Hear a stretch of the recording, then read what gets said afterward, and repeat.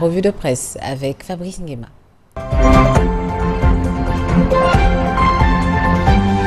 Sénégal, bonjour. Au menu de l'actualité de Tribune quotidienne ce matin, le coup de gueule, pour ne pas dire le crachat, signé le chroniqueur Thierno Ibrahima Diop, alias Thiolou Magdou Aïnelo. En tout cas, silence, silence, Diomaye et Sonko. Taxe, taxe les pauvres. Voilà ce que tient à dire à haute intelligible voix. Et la main sur le cœur, s'il vous plaît, le journaliste et chroniqueur Thierno Ibrahima Diop, alias Thiolou Magdou Aïnelo, dans Tribune quotidienne, le journal du groupe des médias, en tout cas, de relever le coup de gueule, le coup de gueule du chroniqueur Thierno Ibrahima Diop. Bon, restons avec le journal du groupe des médias qui indique le Frappe France dégage dénonce une injustice fiscale flagrante, et c'est avec beaucoup de flagrance qu'on peut lire dans Tribune quotidien, dans un pays où la pauvreté gagne du terrain, où les salaires sont maigres et les prix flambent. Ce sont ces petits flux d'argent qui maintiennent les familles entières debout. Ainsi, les taxer, c'est taxer la pauvreté. Voilà ce qu'on peut lire à la une de Tribune quotidien ce matin.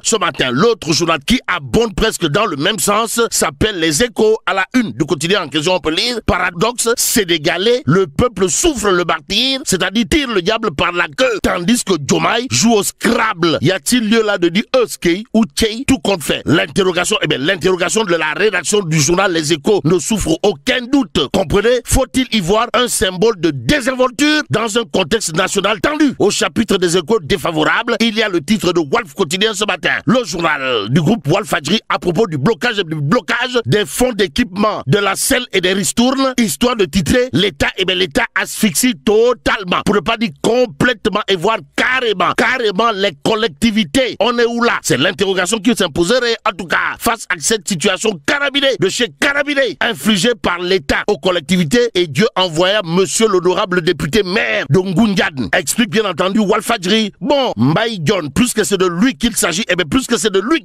interpelle directement la tutelle. Interpellation de monsieur le député maire de Ngoundiane et secrétaire général de l'Alliance des forces de progrès, et non du progrès, l'Alliance des forces de progrès, aux allures de Pachalimon, Tumbelkani, Rude Beguette. Bon, Pakassène à l'arrêt, 125 communes totalement abandonnées. Le point info quotidien de révéler l'honorable député Mbaye Dione interpelle directement la tutelle. Bon, décentralisation sabotée, voire escamotée à cause de l'inaction de l'État. Le Pakassène, programme ambitieux mais visiblement en suspens. Voilà ce que dénonce, et à haute et intelligible voix, s'il vous plaît, l'honorable député maire de Ngoundiane, par ailleurs secrétaire général de l'Alliance des forces de progrès, Mbaye Dione en l'occurrence. En tout cas, l'homme d'expliquer clairement dans le journal Le Point Actu que Tchafremne Mafebi Yakoune pour les collectivités. En tout cas, l'honorable député Mbaye Dione interpelle la tutelle sur le retard noté dans la mise à disposition des fonds. Renseigne toujours le Point Info ce matin,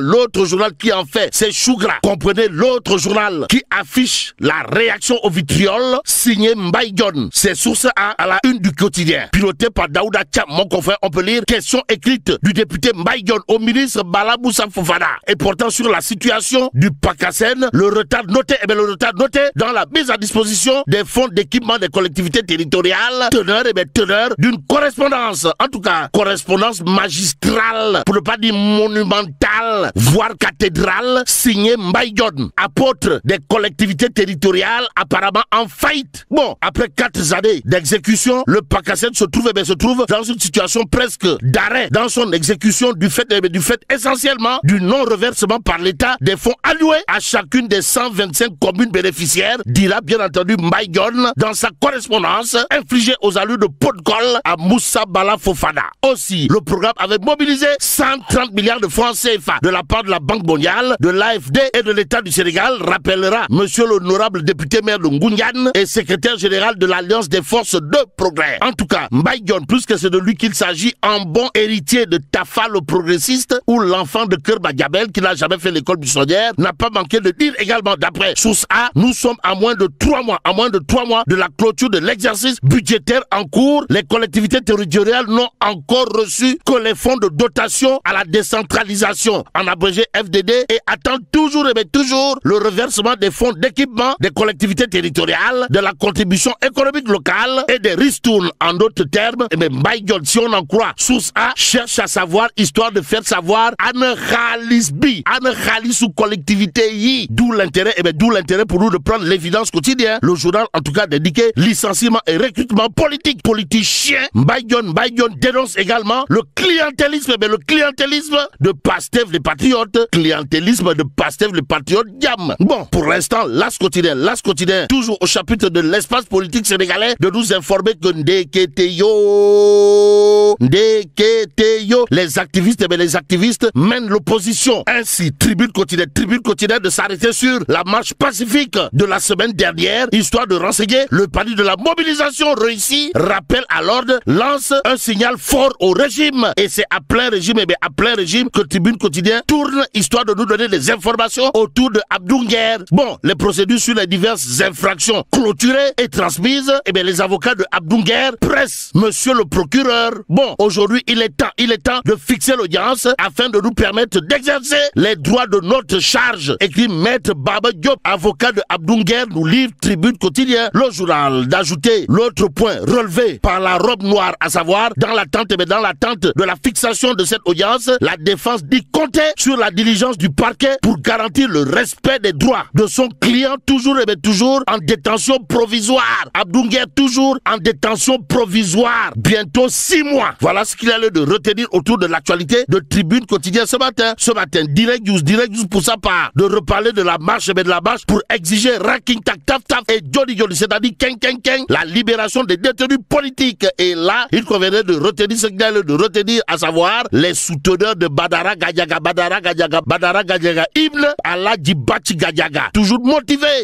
Waouh. Ainsi, à propos de Badara Gadiaga, il conviendrait de retenir que Kewel Doutep Dobdjibet, si on en croit bien entendu Direct News, qui semble rappeler à qui veut et à qui veut le savoir que Sawai, c'est le digne fils, pour ne pas dire le digne héritier, voire le digne successeur de feu à la Djibachi Gadiaga. En tout cas, la marche du mouvement rappelle à l'ordre à gagner le pari de la mobilisation. Les initiateurs de cette rencontre ont surfé sur 2 vagues, la morosité économique et la libération des détenus politiques. Bon, sur ce registre précis, Badara Gadiaga, fils de Bachi Gadiaga, était au cœur des préoccupations de bon nombre de manifestants et y occupait une place de choix. Même si choisir et ne pas choisir, c'est toujours choisir, retenons en tout cas que Badara Gadiaga, c'est comme qui dirait le Djankalar, le Djankalar de Grand Dakar. La preuve avec ce que nous livre Direct News, à savoir, dans la foule immense, une frange importante scandait « Libérez Gadiaga, libérez Gadiaga, libérez Gadiaga ». Ses soutiens, ses partisans et ses proches, nombreux à cette manifestation, ont tenu à faire du bruit et tirer à boulet rouge sur le régime incarné par Diomaye et Sonko. En tout cas, le cordon de solidarité autour de Badara Gadiaga, fils de feu Aladji Bati Gadiaga, de Abdou Nguer et Farbangom, s'amplifie et continue d'organiser la riposte au Sénégal et dans la diaspora, informe bien entendu Direct News ce matin.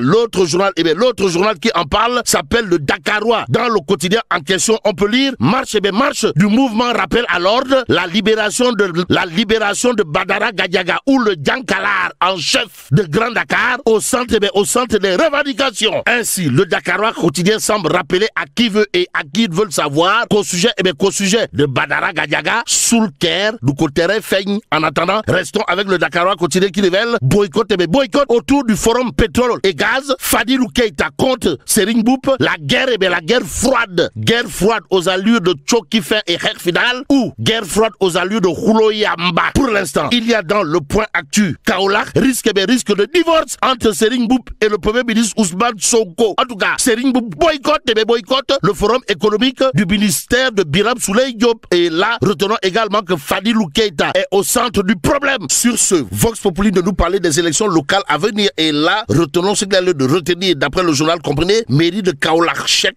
Ahmed Tidiane Niass de Pastef les Patriotes déclare sa candidature. Bon, la bataille pour le contrôle de la mairie de Kaolack désormais lancée avec à la clé Cheikh Ahmed Tidiane Niass de Pastef les Patriotes qui entend remplacer Serigne Mboup à la tête de la mairie de Kaolack, comme nous le dit Vox Populi. En attendant, passons à l'info quotidien ce matin. Le journal de révéler les habitants piégés, la mairie aux abonnés absentes, aux parcelles assainies, des cratères remplacent les routes et la mairie